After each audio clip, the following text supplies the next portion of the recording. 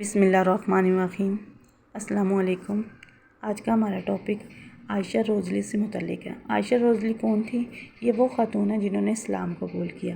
ہالی ووڈ کی بہت بڑی ایکٹر ہیں اور بہت بڑی یوٹیوبر بھی ہیں۔ انہوں نے اسلام کیسے قبول کیا وہ سب آپ کو اس ویڈیو میں بتائیں گے۔ اس سے پہلے نبی کریم صلی اللہ علیہ وسلم پر درود پاک پڑھتے ہوئے ہم اپنی ویڈیو کا آغاز کرتے ہیں۔ یہ وہی چیز تھی جس کی مجھے بہت عرصے سے تلاش تھی، جو مجھے ہر وقت پریشان اور بے چین رہنے سے بچا سکتی تھی، کیونکہ میں نے توکل کرنا سیکھ لیا تھا۔ میں نے اللہ تعالیٰ پر یقین کرنا اور ایمان رکھنا سیکھ لیا۔ میرے بھائی کا انتقال الکوہل کی وجہ سے ہوا۔ ڈاکٹر نے کہا کہ اگر وہ نشے میں نہ ہوتا تو شاید وہ نہ مرتا۔ میرے ڈیڈ نے اور زیادہ پب جانا شروع کر دیا، بلکہ اب تو وہ مجھے نظر ہی کم آتے تھے۔ وہ 15 سالہ لڑکی کے ساتھ بھاگ گئے اور پیچھے اپنی پوری فیملی کو چھوڑ دیا۔ یہ بھی الکوہل کے اثرات تھے۔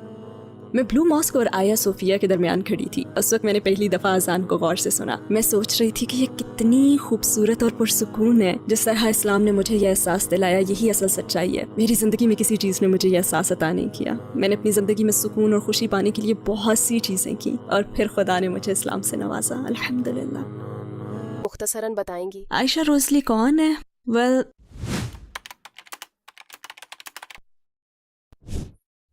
میں یو کے میں غریب گھرانے میں پلی بڑی ہوں۔ میرے ددیال والے سفر میں رہنے والے خانہ بدوشوں جیسے ہیں۔ ہم ایک کونسل ہاؤس میں پلے بڑے، جو کہ یو کے میں بہت ہی سستی قسم کی رہائش ہے۔ ہاں، میں مشکل حالات میں پلی بڑی، ہم بہت غریب تھے، لیکن بعد میں ایسے حالات نہیں رہے تھے۔ جب میں نے ایکٹریس بننے کی کوشش شروع کی تھی، تب میں نے حقیقت میں بہت کچھ سیکھا، مثلاً بات کس طرح سے کی جاتی ہے، اور یہ کہ اپنے آپ کو کس طرح سے پریزنٹ کرنا چاہیے۔ اور الحمدللہ اب میں مسلمان ہوں، تو یہی میری زندگی کی ہائی لائٹس ہیں۔ عقیدے کے حوالے سے آپ کی زندگی کیسی تھی؟ کیا اسلام سے پہلے آپ کا کوئی عقیدہ تھا؟ نہیں، کیونکہ میں زیادہ مذہبی نہیں تھی، میرا کوئی مذہب تھا ہی نہیں۔ لیکن ہاں، مشکل لمحات میں مجھے اپنے عقیدے کا احساس ہوتا تھا۔ مجھے لگتا تھا کہ میں خدا سے رابطے میں ہوں۔ کون سا خدا ہے، کیسا خدا ہے، میں یہ تو نہیں جانتی تھی، لیکن مجھے لگتا تھا کہ جب میں مشکل میں ہوتی تھی تو میں یہی کہتی تھی کہ اے خدا، پلیز آپ میری مدد کر سکتے ہیں۔ شاید میں خدا کا لفظ استعمال نہیں کرتی تھی، لیکن مجھے یقین تھا کہ کوئی تو پاورفل ہستی موجود ہے۔ ہاں، لیکن میں نے اس بارے میں صحیح طریقے سے کبھی غور نہیں کیا، میں نے اپنے یقین کے بارے میں کسی کو بتایا نہیں، تو میں کچھ اس قسم کے لوگوں میں سے تھی۔ کس چیز نے آپ کو اپنے عقیدے پر سوال اٹھانے پر مجبور کیا؟ کیا کوئی خاص واقعہ یا سوچ تھی؟ یہ اس وقت کی بات ہے جب میں ترکی میں تھی، اور وہاں میں بلو ماسک میں تھی، جسے سلطان احمد مسجد بھی کہتے ہیں۔ اس وقت میں نے پہلی دفعہ مذہب کے بارے میں غور کرنا شروع کیا تھا۔ ہاں، میں نے دوسرے مذاہب کا تجزیہ بھی کیا ہے، لیکن اتنی گہرائی میں جا کر نہیں جتنا اسلام کے بارے میں کیا۔ دوسرے مذاہب کا تو میں نے صرف مطالعہ ہی کیا ہے نا، جبکہ اسلام تو ایسا مذہب ہے جس کا تجربہ میں نے اپنی فیلنگ سے کیا ہے۔ مسجد میں کھڑے ہو کر اذان سننے کا ایک بالکل ہی الگ احساس تھا۔ اسلام کے بارے میں پہلے آپ کے کیا خیالات تھے؟ کیا آپ کو کوئی تعصب تھا؟ مجھے اسلام کے بارے میں تعصبات تھے، لیکن وہ میرے لاشعور میں تھے۔ میں بذات خود اسلاموفوبیا میں مبتلا نہیں تھی۔ میں نے کبھی ایسا سوچا ہی نہیں کہ میں ایک مخصوص گروہ کے لوگوں کو ناپسند کروں، کیونکہ میں تو بہت مہربان رہنے اور اچھا انسان بننے کی کوشش کرتی تھی۔ ہاں، لیکن پھر بھی کچھ تعصبات تھے۔ جب میں پہلی دفعہ ترکی آئی تو مجھے یاد ہے کہ میری گرینی نے مجھ سے کہا کہ پلیز کسی مسلم ملک کی طرف مت جانا، پلیز بالکل بھی مت جانا۔ ان کا خیال تھا کہ میرے ساتھ کچھ ہو جائے گا، اور جب انہوں نے مجھے کہا کہ مت جاؤ، یہ تو مسلم ملک ہے، تو اس وقت میں باقی خوفزدہ ہو گئی تھی۔ تو جب میں ترکی مسجد میں گئی تھی تو میرے ذہن میں کچھ ایسے ہی تصور تھا۔ مجھے لگا کہ لوگ مجھے اندر جانے سے منع کریں گے، مجھ پر ہنسیں گے، یا پھر مجھے غلط انداز سے گھوریں گے۔ مطلب پہلی دفعہ مسجد جاتے وقت میرے ذہن میں بدترین اندیشے موجود تھے۔ آپ کو ایسا کیا تجربہ ہوا کہ آپ اسلام کی طرف مائل ہو گئیں؟ میرا الکوہل سے ہمیشہ ایک برا ریلیشن شپ رہا ہے۔ جب میں 8 سال کی تھی تو الکوہل کی وجہ سے میرے بھائی کا انتقال ہو گیا، تو اس بات کا مجھ پر گہرا اثر ہوا۔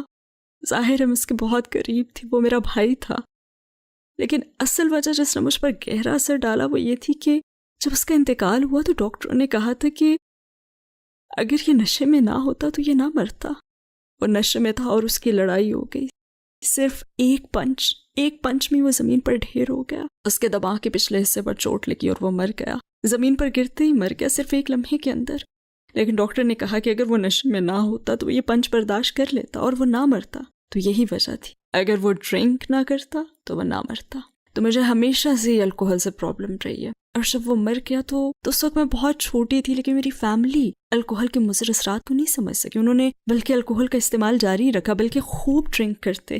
ایون میرے ڈیڈ نے تو اور زیادہ پب جانا شروع کر دیا تھا، اور وہ مجھے کم ہی نظر آتے تھے، کیونکہ وہ زیادہ تر تو پب میں ہوتے، اور پب میں ہی وہ ایک 15 سالہ لڑکی سے ملے جس کے لیے انہوں نے میری ماں کو چھوڑ دیا۔ وہ ایک 15 سالہ لڑکی کے ساتھ بھاگ گئے اور اپنی پوری فیملی کو ایسے ہی چھوڑ دیا۔ یہ بھی الکوہل کے اثرات تھے۔ تو یہ ایک ایسی چیز ہے جس کی ہمیشہ میں وکالت کرتی آئی ہوں بڑے ہونے کے بعد بھی، کیونکہ 1 سال کے اندر میری تو پوری فیملی 2 حصوں میں تقسیم ہو گئی. یہ سب کچھ 1 سال میں ہوا. یہ میں، میرے ڈیڈ، میرے بھائی اور ماں تھیں، اور بس یہی تھا. آدھے جا چکے ہیں، میں نے اپنے ڈیڈ کو پھر کبھی نہیں دیکھا. آدھے لوگ چلے گئے اور اب صرف میں اور میری ماں رہ گئے. اور اس کے بعد بھی جو بھی ہوا، میں اپنے دل میں الکوہل کے لیے نفرت لے کر ہی بڑی ہوئی. مجھے پارٹیوں سے نفرت تھی. میں پارٹی اٹینڈ نہیں کرتی تھی کیونکہ مجھے بہت برا محسوس ہوتا تھا. لیکن جیسے جیسے میں بڑی ہوتی گئی، شاید 20 سال کی تھی تو میں نے سوچنا شروع کیا کہ شاید یہ اتنی بھی بری نہیں ہے. ویسے مجھے کبھی بھی پارٹیوں کا جنون نہیں رہا، میں اس جنون سے کبھی گزری بھی نہیں. یہ تو بس میرے لیے ایک نیٹ ورکنگ کی طرح تھا. ہر کوئی کہتا کہ اگر تم کلب جاؤ گی تو صحیح لوگوں سے ملو گی، صحیح سرکل سے ملو گی، تمہارا نیٹ ورک بنے گا. تو بس اسی لیے میں نے جانا شروع کیا. اور ایک دفعہ تو میں لاس اینجلس میں تھی، ایک نائٹ کلب میں گئی اور کسی نے میری ڈرنک میں نشہ ملا دیا، اور میری وہ پوری رات ہسپتال میں تمام ہوئی کیونکہ کسی نے مجھے اغوا کرنے کی کوشش کی جب میں لاس اینجلس میں تھی. اور اس لمحے کے بعد مجھے یاد ہے کہ ایک ہسپتال میں میری آنکھ کھلی. اس وقت میری حالت بہت بری ہو رہی تھی اور میں سوچ رہی تھی کہ میں نے اپنے ساتھ ایسا کیا ہی کیوں، کیونکہ میں تو ہمیشہ سے الکوہل کے خلاف تھی نا. تو پھر میں ایسی زندگی کی طرف کیوں آنے لگی ہوں. لیکن اس سے بھی برا یہ تھا کہ میں رکی نہیں، میں نے اسے جاری رکھا. میں پارٹیوں میں جاتی رہی، ہاں اتنا زیادہ نہیں جتنے میرے دوست جاتے تھے، اس سے تو کم ہی تھا. اور جب میں ترکی آئی تو میری نیت صاف نہیں تھی. جب میں یہاں آئی تو میری نیت اچھی نہیں تھی. مطلب اللہ نے مجھے وقت دیا ایک حد تک، جب تک کہ میں نے اپنی پوری ذات کو کھو نہیں دیا. کیونکہ میں پلاسٹک سرجری کا ارادہ رکھتی تھی. اپنے آپ کو بدلنے کے لیے اللہ تعالیٰ نے میرا اس وقت تک انتظار کیا جب تک کہ میں نے اپنا آپ کھو نہیں دیا. اور پھر اللہ تعالیٰ مجھے اسلام کی طرف لے آیا. اسلام کے بارے میں آپ کو سب سے زیادہ کس چیز نے متاثر کیا؟ یہ کوئی ایک چیز نہیں ہے، وقت کے ساتھ ساتھ کئی چیزیں سامنے آئیں. میرے خیال سے میرے لیے سب سے بڑی چیز جس نے مجھے اسلام کے بارے میں سنجیدگی سے سوچنے میں مجبور کیا، وہ میرا پہلی دفعہ تسبیح پڑھنا تھا. جب میں نے دیکھا کہ ترکی کے لوگ تسبیح پڑھتے ہیں، میں نے بہت سے لوگوں کو یہ کرتے دیکھا. میں نے سوچا کہ شاید یہ کوئی اسٹریس بیٹس ہیں، کیونکہ میں اسے یہی کہتی تھی. میں نے اپنی ماں کو کال کیا اور انہیں بتایا کہ ترکی میں لوگ اسٹریس بیٹس یوز کرتے ہیں جو بہت اچھا لگتا ہے. پھر جب میں نے پہلی دفعہ گوگل کیا کہ اسے کیا کہتے ہیں، تب میں نے جانا کہ اس میں سبحان اللہ، الحمدللہ اور اللہ اکبر پڑھتے ہیں. میں نے ان الفاظ کے معنی سیکھے اور پھر میں نے پہلی دفعہ اسے کرنا شروع کیا. اس کے علاوہ ایک اور لمحہ بھی ہے جو کہ بہت اسپیشل ہے، اور یہ میرے پہلی دفعہ تسبیح پڑھنے کے بعد ہوا. وہ لمحہ جب میں استنبول کی بلو ماسک سے باہر آ رہی تھی تو خود سوچ رہی تھی کہ مجھے ہاسٹل واپس تو جانا ہے، لیکن میں جاؤں گی کیسے. تو میں نے اپنا فون نکالا تاکہ میں گوگل میپ کھولوں، تو میرا فون جس میں 50% چارجنگ تھی لیکن پھر بھی وہ بند ہو گیا. مجھے یاد ہے کہ میں اس وقت بہت بے چینی محسوس کر رہی تھی کہ میں واپس ہاسٹل کیسے جاؤں گی، وہ بھی ایک غیر ملک میں. مجھے تو راستہ بھی نہیں معلوم تھا. میں پریشان ہو گئی تھی اور اس وقت بھی آذان ہو رہی تھی. اور یقین جانے یہ آواز سن کر میری پریشانی جیسے دور ہو گئی، جیسے سب کچھ غائب ہو گیا، میری بے چینی دور ہو گئی. اور میں نے سوچا کہ اے خدا، اگر واقعی آپ موجود ہیں تو ہاسٹل پہنچنے میں میری مدد فرما. اس وقت میرے ذہن میں یہی خیالات تھے، اور اس لمحے میں بہت وقت تک میں پریشان نہیں ہوئی، بے چین نہیں ہوئی. میرے مسلمان ہونے سے پہلے جو میرا زیادہ وقت تھا وہ پریشانیوں میں ہی گزرتا تھا. مطلب مجھے ہر چیز پریشان کرتی تھی. میرے اندر بہت ہی انگزائٹی تھی، جیسے کیا پتہ میں گلی میں جاؤں اور میرے ساتھ ایسا ہو جائے، کیا پتہ میں ایسے کروں اور یوں ہو جائے. اور جب میں نے اسلام کو ڈسکور کر لیا، ایک دفعہ میں مسلمان ہو گئی، تو یہ میری انگزائٹی کا علاج تھا. یہ وہی چیز تھی جس کی مجھے بہت عرصے سے تلاش تھی، جو مجھے ہر وقت پریشان اور بے چین رہنے سے بچا سکتی تھی. کیونکہ میں نے توکل کرنا سیکھ لیا تھا، میں نے اللہ تعالیٰ پر یقین کرنا اور ایمان رکھنا سیکھ لیا تھا. تو در حقیقت یہ احساس مجھے اسلام کی طرف لایا. میں نے اللہ تعالیٰ پر یقین کرنا اور ایمان رکھنا سیکھا. آپ کو اپنا ہاسٹل کیسے ملا؟ سبحان اللہ، میں بالکل سیدھا اپنے ہاسٹل پہنچی. میں نے ایک موڑ بھی غلط نہیں لیا. مجھے نہیں پتا کہ میں نے یہ کیسے کیا، بس یہ سب اللہ کے فضل سے ہوا. لیکن میں بہت آسانی سے بلو ماسک سے سیدھا اپنے ہاسٹل پہنچ گئی بغیر کسی مداخلت اور مدد کے. کسی نے بھی میری مدد نہیں کی اور میں پورا وقت بہت سکون میں رہی. مجھے ایک لمحہ بھی یہ خیال نہیں آیا کہ میں غلط راستے پر مڑ گئی ہوں، حالانکہ مجھے نہیں پتا کہ کہاں جانا ہے. سبحان اللہ، یہ اللہ کا فضل تھا کہ میں اپنے ہاسٹل پہنچ گئی. جب آپ نے پہلی دفعہ آذان سنی اور پھر جب پہلی دفعہ کلمہ پڑھا، ان 2 لمحات کے درمیانی عرصے میں آپ پر کیا گزری؟ بلو ماسک میں میرا پہلا تجربہ تھا. اس کے بعد میں ہاسٹل واپس آ گئی. پھر میں نے قرآن مجید پڑھنا شروع کر دیا. میرے ہاسٹل میں قرآن مجید کا انگریزی ترجمہ موجود تھا، تو میں نے وہی اٹھایا اور اسے پڑھنا شروع کر دیا. اور شاید میں نے سورہ البقرہ کے یہ 5 صفحے پڑھے تھے. مجھے یاد ہے میں فون سے کسی بھی آیت کی تصویر لے لیتی جو مجھے دلچسپ لگتی. اس کے بعد میں نے پڑھنا جاری رکھا، قرآن مجید کا مطالعہ کرتی رہی. حالانکہ میرا مسلمان بننے کا کوئی ارادہ نہیں تھا. میں نے تو یہ سب صرف اس لیے کیا تھا کیونکہ مجھے یہ دلچسپ لگ رہا تھا. کوئی چیز جیسے میری دلچسپی کو بھڑکا رہی تھی، تو میں جاننا چاہتی تھی کہ یہ سب کیا ہے. پھر میں یو کے واپس آئی. میں نے سیکھنا جاری رکھا، اور جیسے میں یو کے واپس آئی تو میری واپسی کے ایک ہی ہفتے کے بعد لاک ڈاؤن لگ گیا، جو کہ سبحان اللہ، اللہ تعالیٰ کا ایک مکمل پلان تھا. کیونکہ اگر ایسا نہ ہوتا تو یہی ہوتا کہ میرے UK واپس آتے ہی میں فلم سیٹ پر واپس چلی جاتی ہوں اور سب رہ جاتا. کیونکہ فلم میں کام کرنا ایسے ہی ہے کہ آپ کبھی صبح جاتے ہیں اور شام کو ہی واپس آتے ہیں اور آپ کی اپنی کوئی زندگی نہیں ہوتی. لیکن سبحان اللہ لاک ڈاؤن لگ گیا جس نے مجھے گھر میں اپنے فون، کمپیوٹر اور کتابوں کے ساتھ رہنے پر مجبور کیا. اور پھر میں نے مطالعہ کیا اور میں نے سیکھا، لیکچر سنے. یہ سب میں نے گھر بیٹھ کر کیا. مجھے کسی بھی مسلمان کا پتہ نہیں تھا. میں نے سارا سفر خود ہی طے کیا ہے. لیکن اب بھی میرا مسلمان ہونے کا کوئی ارادہ نہیں تھا. جس چیز نے واقعی مجھے اس کے لیے ابھارا وہ یہ تھی کہ جب میں نے نماز پڑھنا شروع کی، اب میں نے صرف ٹرائی کرنے کے خیال سے شروع کی کیونکہ میں اپنی مدد آپ کے اصول پر چل رہی تھی. اور میں نے سوچا کہ اگر کوئی فجر میں اٹھ سکتا ہے تو اس کا مطلب یہ ہے کہ ان کا سیلف کنٹرول بہترین لیول پر ہے. تو اس لیے میں نے بھی نماز پڑھنا شروع کی. دراصل میں نے نماز اپنے شب و روز پر کنٹرول پانے اور اس کو ایک ضابطے پر لانے کے لیے شروع کی. اور یہ کرنے سے میرے شب و روز زیادہ مفید ہو گئے کیونکہ میں فجر اور ظہر کے درمیان کچھ پلان کرتی اور باقی نمازوں کے دوران اور چیزیں کرتی. اس طرح سے ایک نماز سے دوسری نماز کے دوران میں جو بھی وقت ہوتا تھا اس میں کچھ نہ کچھ پلان کر لیتی. تو میرا شیڈول اتنا پروڈکٹیو ہو گیا کہ میں یقین ہی نہیں کر سکتی تھی. مجھے یہ سب بہت اچھا لگا. میرے تاثرات ایسے ہوتے تھے، یہ تو بہت عمدہ ہے، اسلام تو بہترین ہے. جو لوگ دن میں 5 نمازیں پڑھتے ہیں وہ بہت زبردست ہے کیونکہ آپ اپنے ایک دن میں بہت کچھ کر سکتے ہیں. تو میں یہ سب کر رہی تھی کہ رمضان آ گیا اور میرا ارادہ تھا کہ میں سیلف کنٹرول کرنے کے لیے اب یہ بھی ٹرائی کروں گی، میں رمضان بھی ٹرائی کروں گی. ہاں، میری امی کو یہ ارادہ پسند نہیں آیا تھا. ان کا تو یہ خیال تھا کہ میں مر جاؤں گی. انہوں نے سختی سے منع کر دیا کہ تم مر جاؤ گی اور وہ میرے اس ارادے سے بہت ناراض بھی تھی. تو میں نے رازداری سے رمضان کے روزے شروع کر دیے. مجھے یقین نہیں آ رہا تھا کہ میں یہ کر رہی ہوں. آنیسٹلی میں یہ سب کرنا ایکسپیکٹ نہیں کر رہی تھی. خیر میں نے روزے رکھنا شروع کیے اور اس وقت در حقیقت میرا ایمان بیدار ہوا. اس نے مجھے دنیا کی اور اپنی ذات کی غلامی سے روکا اور بس صرف اللہ تعالیٰ کی اطاعت سکھائی. کیونکہ رمضان میں میرا بس یہی تھا کہ فوکس. میرا روزہ ہوتا، میں نماز پڑھتی اور اس کے درمیان میں صرف اسلام کے بارے میں سیکھتی. تو میں نے اپنا سارا وقت یوں ہی گزارا. تو جس طرح سے اسلام نے مجھے احساس دلایا، مجھے واقعی یقین ہو گیا کہ یہی سچائی ہے. مجھے اپنی زندگی میں کبھی کسی چیز نے یہ احساس نہیں دلایا تھا اور اس احساس کی وجہ سے پھر میں نے اسلام کو سنجیدگی سے لینا شروع کر دیا اور میں نے آگے بڑھنا شروع کیا. سبحان اللہ، یہ سب خدا کی طرف سے تھا کیونکہ صرف خدا ہی مجھے یہ اطمینان دلا سکتا ہے. میں نے اپنی زندگی میں اطمینان اور خوشی پانے کے لیے بہت سی چیزیں ٹرائی کی ہیں اور خدا نے مجھے یہ سب اسلام کے ساتھ دے دیا، الحمدللہ. کس چیز نے آپ کو مسلمان بننے کی طرف آخری قدم اٹھانے سے ڈرایا؟ میرے خیال سے یہ میرا اپنی پچھلی زندگی کو پیچھے چھوڑنا تھا جو کہ میرے لیے بہت خوفناک تھا. کیونکہ مجھے پتا تھا اگر ایک دفعہ میں مسلمان ہو گئی تو اس شخصیت کی طرف میں کبھی بھی نہیں لوٹوں گی جو کہ میں تھی. یہ خیال کہ اب میری فیملی کیا سوچے گی یہ بہت ڈرانے والا تھا. اپنا سارا کریئر بدلنا، وہ کریئر جس میں 10 سال سے کام کر رہی تھی، جی رہی تھی، سو رہی تھی، کھا پی رہی تھی، مطلب میری پوری زندگی تھا. یہ میرا کریئر تھا. میں نے جب بھی کوئی فیصلہ کیا تو بطور اداکارہ فلموں میں کام کرنے کی بنیاد پر کیا، وہ سب کچھ جو میں کرنا چاہتی تھی. تو ان سب چیزوں نے مجھے سچ میں ڈرایا. جب آپ نے کلمہ پڑھا تو آپ کو کیسا محسوس ہوا؟ کیا آپ اس لمحے کی تفصیل بیان کر سکتی ہیں؟ میں نے کلمہ رسمی انداز میں نہیں پڑھا. میں نے یہ مسجد میں نہیں کیا. میں نے کووڈ میں لاک ڈاؤن کے دوران اپنے لیونگ روم میں یہ کیا اور میں ساری رات روئی تھی. یہ رمضان کے 10 دن تھے جب میں مسلمان ہوئی تھی اور میں تقریباً پورا وقت روتی رہی.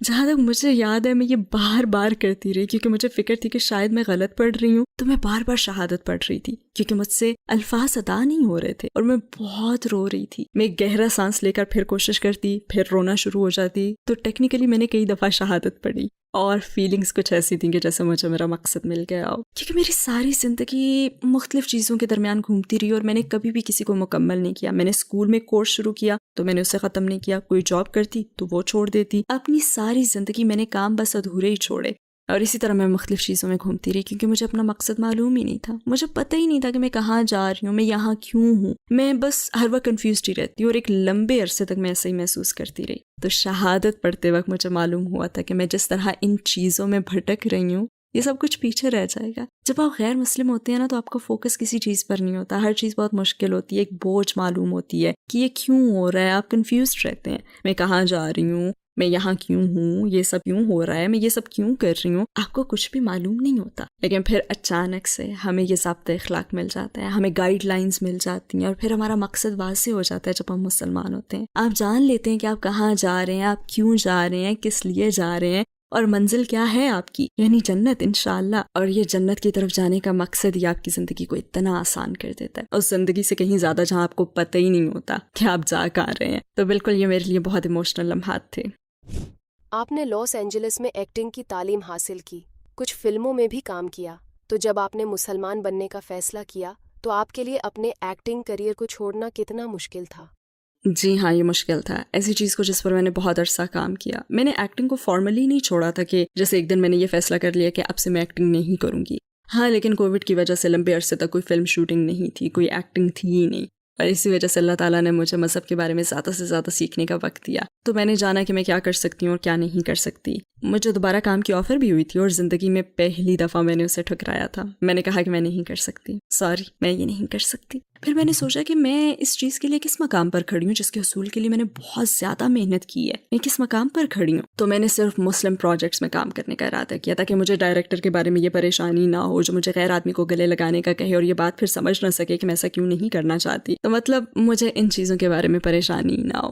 آپ کے اسلام قبول کرنے پر آپ کی فیملی اور ارد گرد لوگوں کا کیا رد عمل تھا؟ میری ماں، جب میں نے شروع میں اسلام قبول کیا، وہ اچھی طرح سے ان چیزوں کو گوگل سرچ کر کے میرے پاس آئیں. تو ان کے کچھ اغراض و مقاصد تھے جو کہ جینون بھی تھے، لیکن زیادہ تر جھوٹی خبروں اور سازشوں والی چیزیں تھیں جو انہیں گوگل پر ملی، اور وہ خوش نہیں تھیں. انہوں نے دہشت گردی کا بھی حوالہ دیا تھا. سچ کہوں تو انہوں نے کہا کہ اگر تم مسجد جاؤ تو محتاط رہنا، ایسا نہ ہو کہ کوئی تمہیں بھرتی کر لے. وہ حقیقتاً یہی سمجھتی تھی کہ وہاں باہر آدمی میری طاق میں ہوں گے انہی کاموں کا حصہ بننے کے لیے جو وہ جھوٹی خبروں میں سن کر آئی تھی، جو کہ میڈیا دکھاتا تھا. تو ان کے کچھ خیالات ایسے ہی تھے. اور ہاں، میں نے بہت سے دوستوں کو کھو دیا. اب بھی بہت سے لوگ ایسے ہیں جو مجھ سے بات کرنا ہی نہیں چاہتے. بلکہ میرے ایک دوست نے مجھے فیس بک پر میسج کیا اور اس نے کہا کہ کیا تم یہ سب کسی آدمی کے لیے کر رہی ہو؟ کیا تمہیں ڈرایا گیا ہے؟ یہ کیا ہو رہا ہے؟ وہ یہی سمجھ رہا تھا کہ شاید میں کسی خطرے میں ہوں. اور میری فیملی تو بہت ہی عجیب، کیونکہ انہیں پتہ ہی نہیں تھا کہ انہوں نے کیا کرنا ہے ایسی حالت میں. ان کے خیال میں تو میں بس پاگل ہو گئی تھی. وہ سمجھ رہے تھے کہ مجھے پتہ نہیں کیا ہو گیا ہے، لیکن مجھے پتہ ہے کہ جب میں پارٹیاں کرتی تھی، بری چیزیں کرتی تھی، تو میری فیملی میرے سے زیادہ قریب تھی کیونکہ وہ ایسی شخصیت سے جڑ سکتے تھے. لیکن اب جو میری شخصیت ہے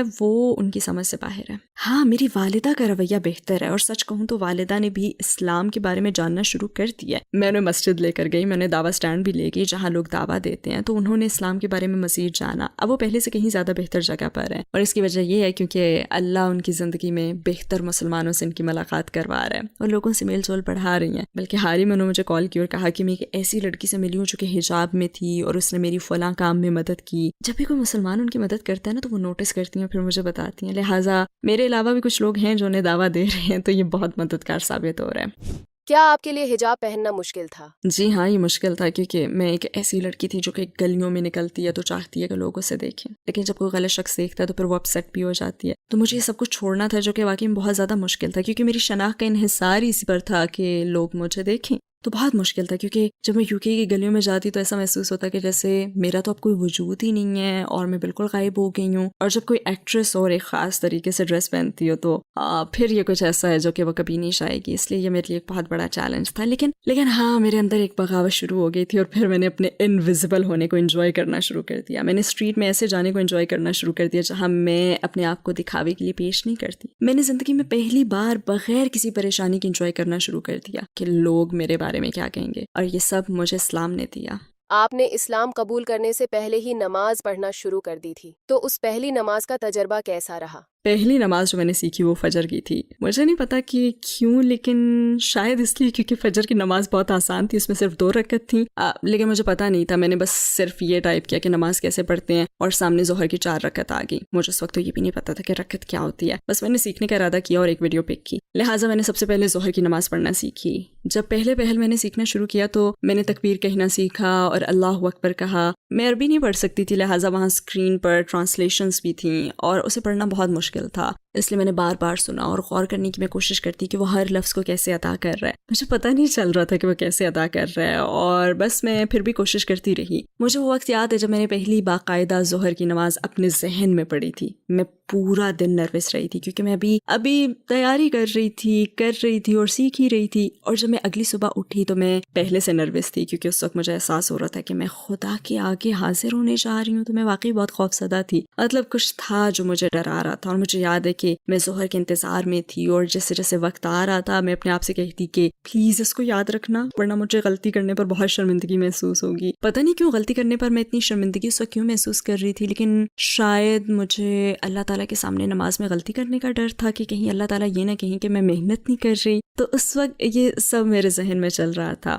پھر میں کھڑی ہو گئی اور میں نے ارادہ کر لیا کہ اب میں یہ کر کے رہوں گی, اور پھر I was like میں یہ بھی نہیں کروں گی. پھر میں رکی اور خود سے کہا میں اب یہ کروں گی. تو وہ 2-3 دفعہ میرے ساتھ یہی ہوا اور آخرکار میں نے نماز پڑھنا شروع کر دی. اور میری پہلی نماز کے دوران میں نے اپنے ارد گرد ایک سفید روشنی محسوس کی. مجھے بس یہی روشنی دکھائی دے رہی تھی اور مجھے ہر چیز کی سمجھ آ رہی تھی اور میں سوچ کر ہر چیز کو صحیح سمجھ کے پڑھ رہی تھی. شاید میں نے کچھ چیزیں غلط بھی کی ہوں, لیکن میں واقعی شوق تھی کیونکہ میرا نہیں خیال تھا کہ میں اسے صحیح کر پاؤں گی. مجھے اس نماز کا ختم کرنا بھی یاد ہے اور مجھے ایسا لگ رہا تھا جیسے میں نے کوئی پرفارمنس دی ہو, جیسے میں اسٹیج پر کھڑی ہوں, مجھے پرفارمنس دینی ہے اور مجھے اپنی لائنز یاد کرنی ہے. تو اس وقت کچھ ایسا ہی محسوس ہو رہا تھا. اسلام قبول کرنے کے بعد آپ نے جن چیلنجز کا سامنا کیا ان میں سب سے مشکل کون سا تھا اور آپ نے اس کو فیس کرنے کے لیے کیا قربانی دی؟ میرے لیے سب سے بڑا چیلنج اپنے مذہب میں کانفیڈنس کا تھا. میں ہمیشہ اپنے آس پاس رہنے والے مسلمانوں کے درمیان رہنے میں فکر مند رہتی.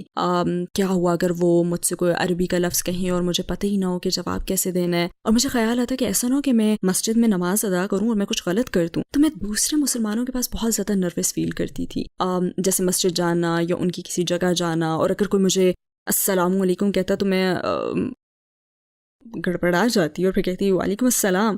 میں حواس باختہ ہو جاتی کیونکہ میں بہت پریشان تھی کہ اگر میں کچھ غلط کہوں گی تو لوگ مجھے فراڈ سمجھیں گے. تو میرے ذہن میں نا کچھ اس قسم کے خیالات چل رہے ہوتے تھے. اور پھر جب میں نے پبلک میں حجاب پہننا شروع کیا, مجھے یاد ہے کہ ایک نامعلوم بھائی نے مجھے السلام علیکم کہا تھا اور میں ایک دم جم گئی تھی. مجھے سمجھ ہی نہیں آ رہا تھا کہ میں کیا کہوں, اور مجھے خیال آیا کہ اف میرے خدا, میں ایک فراڈ ہوں. میں نے حجاب تو پہنا ہے جس کی وجہ سے لوگ مجھے مسلمان سمجھ رہے ہیں, لیکن میں سلام کا جواب تک نہیں دے پا رہی ہوں.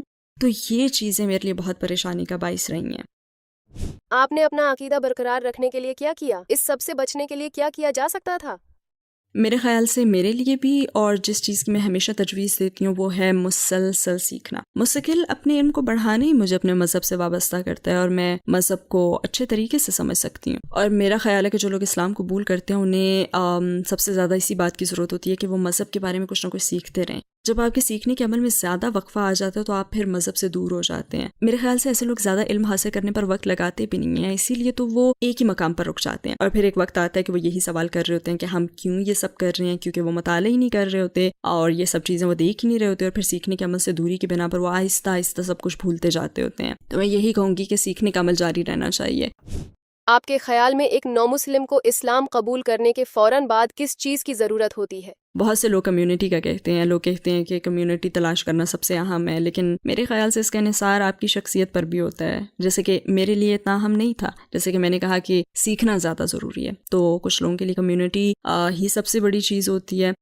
اس لیے میں یہی کہوں گی کہ کمیونٹی تلاش کرنا, مسجد جانا, اپنی دینی بہنوں سے میل جول, اور اس سے بھی زیادہ نو مسلموں کا سرکل جوائن کرنا اہم ہے. یو کے میں ویسے بہت سے ایسے سرکلز ہیں, ترکی کا مجھے زیادہ علم نہیں ہے. یو کے میں تو 9 مسلموں کے سرکلز اور مساجد ہیں جو کہ ان سرکلز کا انتظام بھی دیکھتی ہیں. تو زیادہ اہم ایسی کمیونٹی بنانا ہے جہاں پہ ساری دینی بہنیں مل کر بیٹھیں, ایک دوسرے کی مدد کریں, مشورہ دیں اور اسی قسم کی چیزیں وغیرہ. لہٰذا کمیونٹی تلاش کرنا بہت اہم ہے. ویسے آپ کو یہ آن لائن بھی مل جائیں گی, آن لائن تو بہت سے کورسز بھی ہیں, آپ فین کمیونٹی بھی جوائن کر سکتے ہیں.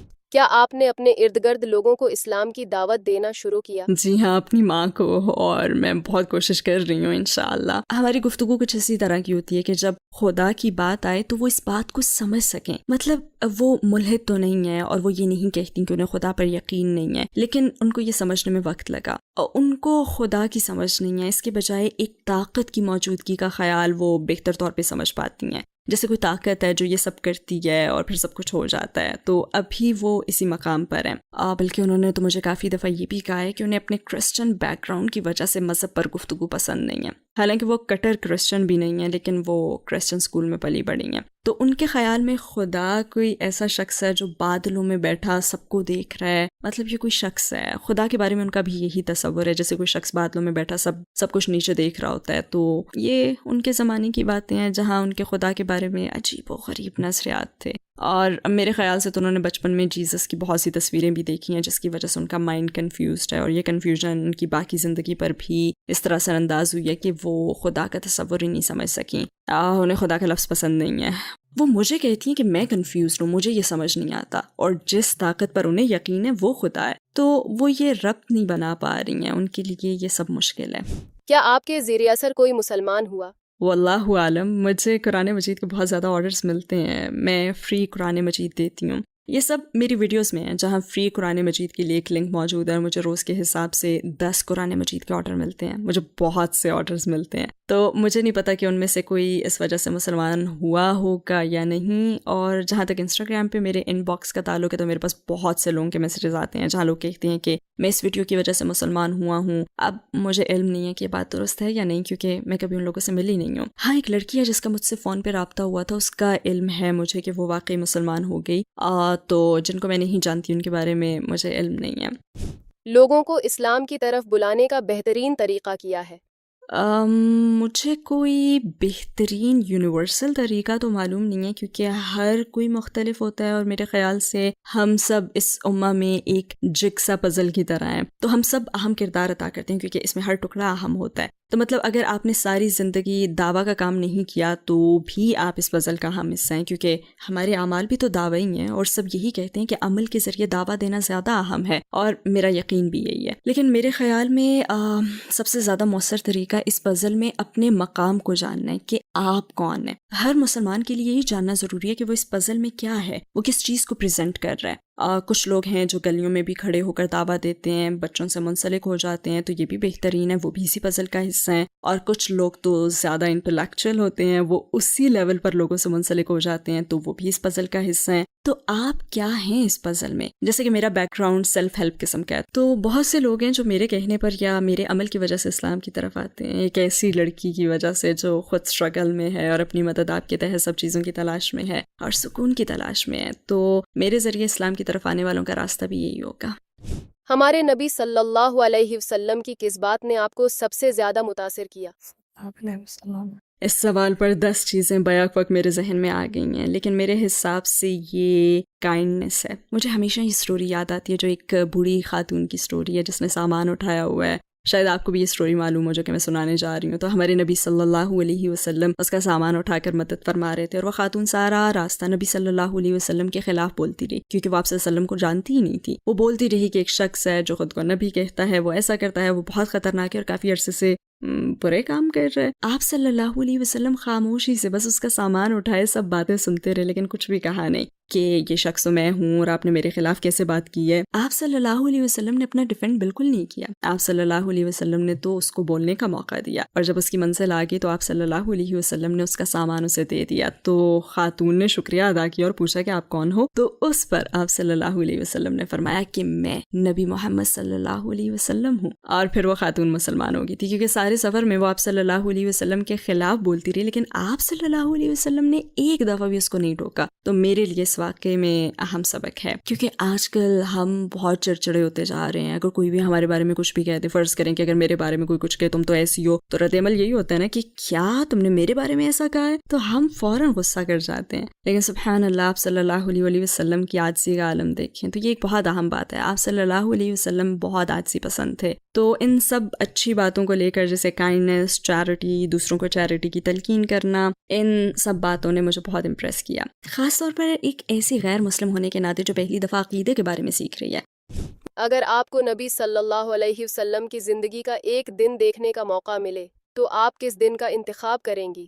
واو، میں جانتی ہوں زیادہ تر لوگوں کا جواب کیا ہوگا، لیکن میرا جواب تھوڑا مختلف ہے۔ میں یہ کہوں گی کہ وہ دن جب حضرت خدیجہ رضی اللہ تعالیٰ عنہ کا انتقال ہوا، کیونکہ مجھے ہمیشہ برے وقتوں میں انسپریشن ملی ہے، تو اس وقت میں رہ کر اس خاص دن کے 24 گھنٹوں کا مشاہدہ کرنے سے مجھے اپنی زندگی میں یہ سمجھنے کا موقع ملے گا کہ میں اپنی باقی زندگی کے لیے کیا کر رہی ہوں، کیونکہ مجھے زندگی کے کٹھن لمحات سے بہت انسپریشن ملی ہے، اور مجھے پتہ ہے کہ وہ وقت نبی پاک صلی اللہ علیہ وسلم کے لیے بہت کٹھن ہوگا۔ تو میں دیکھنا چاہتی ہوں کہ آپ صلی اللہ علیہ وسلم نے اس مشکل سچویشن کو کیسے ہینڈل کیا۔ یہ کچھ ایسا ہے کہ جو مجھے انسپائر کرے گا۔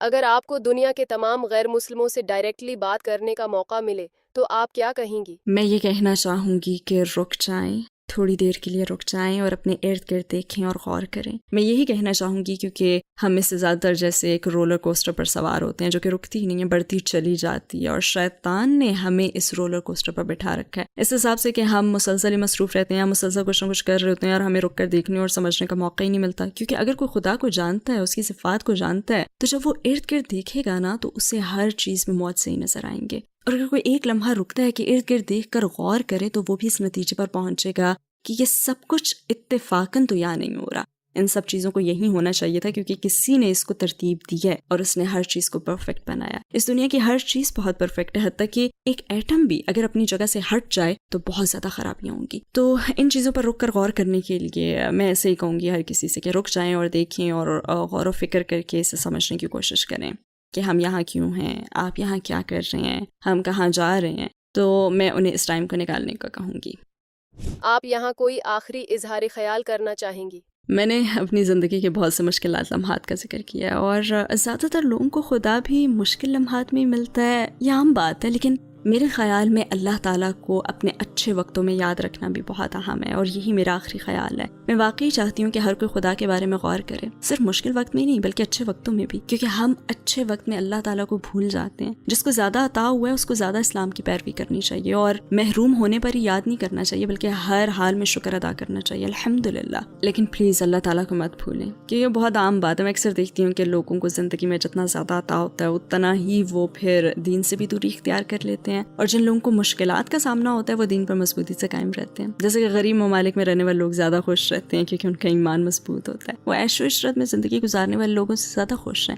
میرے کہنے کا بھی یہی مطلب ہے کہ ہم میں سے اکثر دیکھ سکتے ہیں کہ ہم ایک آرام دہ گھر میں بیٹھے ہیں، ہمارے سر پر چھت ہے، ہمارا فریج کھانے پینے کی چیزوں سے بھرا ہوا ہے، شاید اس امت کے سینکڑوں لوگوں سے تو بہتر ہے. تو شکر گزار رہنا چاہیے، اور شکر گزاری کا مطلب صرف الحمدللہ کہنا نہیں ہے. مطلب الحمدللہ تو کہنا چاہیے لیکن عمل سے بھی کر کے دکھائیں، اور وہ عمل یہ ہے کہ آپ مذہب کے بارے میں زیادہ سے زیادہ جانیں، باہر نکلیں، مزید محنت کریں، زیادہ چیریٹی دیں، مذہب کے بارے میں زیادہ سیکھنے کی کوشش کریں، مزید اچھا کنٹینٹ دیکھنے کی کوشش کریں، اور اس بات پر احتیاط کریں کہ آپ کیا دیکھ رہے ہیں. اور یہی میرا آخری پیغام ہے.